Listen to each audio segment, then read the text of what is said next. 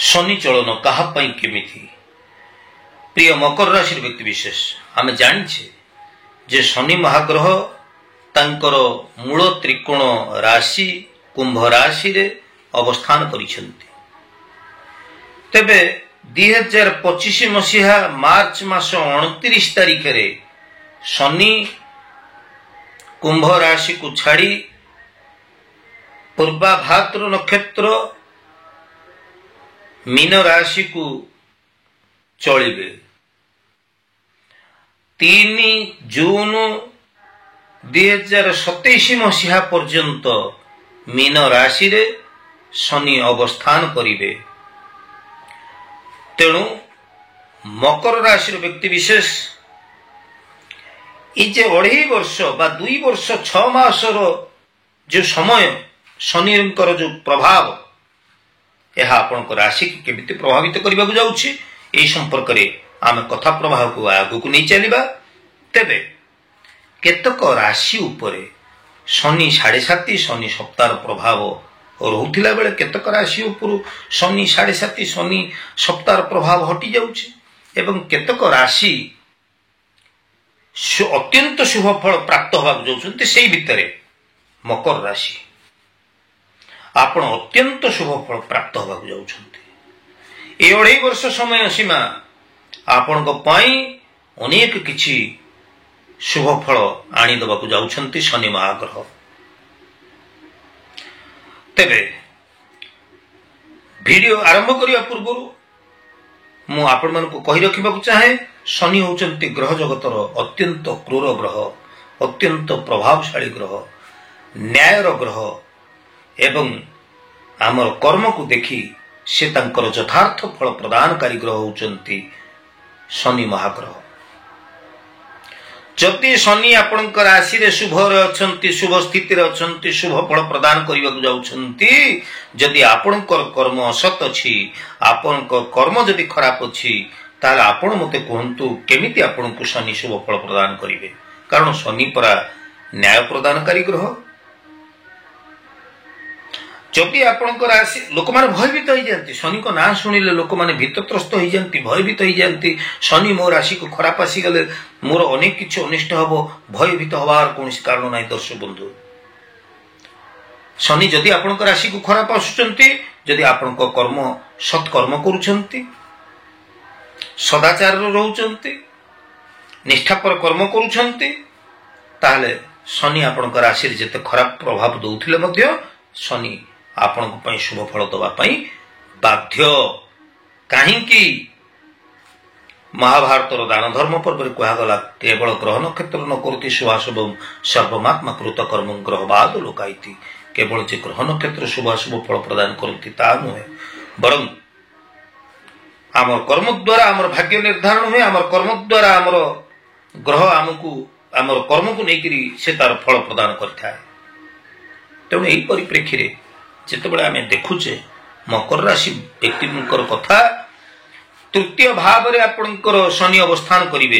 तेणु मकर राशि व्यक्ति विशेष आपणक पई गोटे सुवर्ण सुजोग सृष्टि होउची। 2.5 वर्ष समय मध्य रे आपण अनेक किछि प्रगति हासिल करिवार कथा स्पष्ट भाव रे अनुमान करा जाउची।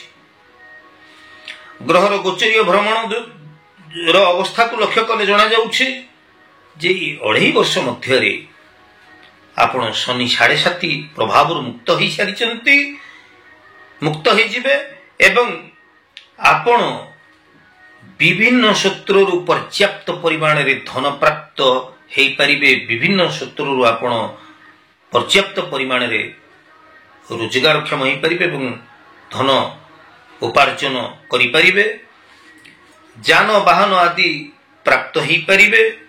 निजर पराक्रम, निजर सुनाम, यश, प्रतिष्ठा, मान, सम्मान, पराक्रम ये सब आपणकर वृद्धि पाइबो एवं दीर्घ दिनरु आपणकर जो स्वास्थ्यगत समस्या लागि रहितिला, जो आर्थिक उत्थान पतन अवस्था भितर आपण गति करि आसुतिले, जो पारिवारिक गृह क्लेश आपणकर लागि रहितिला, जो विरोधाचरण जो विरोधाभास सम्मुखीन आपण होउथिले ये सब प्रभाव आपण मुक्त हो पारे एवं आपण आगामी दिन में शनि ठारू अत्यंत शुभ फल प्राप्त होबे। अनेक दिन जो रही आपणकर आशा अभिलाषा यह पूर्ण हो पार। अविवाहित पुत्र कन्या मानकर विवाह हो पार। परिवार रे शांति पूर्ण वातावरण आपणकर सृष्टि हेबो। शुभ मांगलिक कर्म आदि रे आपण संपृक्त हेबे। चाकरी क्षेत्र रे आपणकर पदोन्नति हेबो। व्यवसाय वाणिज्य को आपण बेस किछि आगु आगे नहीं पारिबे एवं आपण पर्याप्त परिमाण रे अर्थ प्राप्त होवा सहित आपण भूमि संपत्ति गृह निर्माण जानवाहन क्रय जहा किछि आपणक मध्य रे महत आकांक्षा थिला ये सब पूर्ण हो पार। चाकरी आसे प्रार्थी माने निश्चित भाव में कर्म नियुक्ति टी पाई परिबे। ये 2.5 वर्ष मध्य विद्यार्थी माने विद्या क्षेत्र रे बा शिक्षा क्षेत्र रे सफलता अर्जन करिवे। मकर राशि व्यक्ति विशेष निश्चित भाव में आपण शनि महाग्रह ठारू विभिन्न क्षेत्र आपण शुभ फल प्राप्त होगा जाउछन्ते। किंतु सेही कथा को पुणी पुनरावृत्ति करुछि जा वीडियो आरंभ रे कहिथिली। जदि आपण निजर कर्म को ठीक रखती सत्कर्म करती निष्ठापर उद्यम करती सदाचार पालन करती ताहले এই শনি মহাগ্রহ আপনার সুবর্ণ সুযোগ আনি দৌঁতে। তেণু এই সুবর্ণ সুযোগ আপনার হাত ছড়া করতু না। নিশ্চিত ভাবে আপনার শনি ঠার শুভ ফল প্রাপ্ত হওয়া যাচ্ছেন। প্রিয় মকর রাশি ব্যক্তি বিশেষ আউ অধিক শনি ঠার শুভ ফল প্রাপ্ত হওয়া আপন হনুমান শরণাপন্ন হন্তু। प्रत्येक शनिवार हनुमान को आप दर्शन करंतु।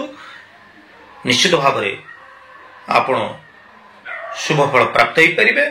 आउ हाँ पुराना चप्पल को जोता को आप रिपेयर करके आउ थे आपको मरामती करी परिधान करंतु नहीं। पुराना परित्यक्त छिंडा जोता चप्पल को आप फिंगी दिंतु।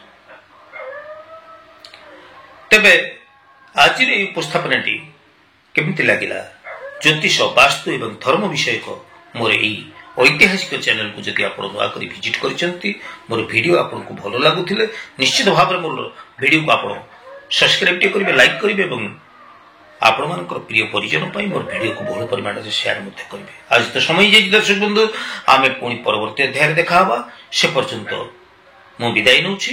ज्योतिर्विद सुधीर। जय जगन्नाथ।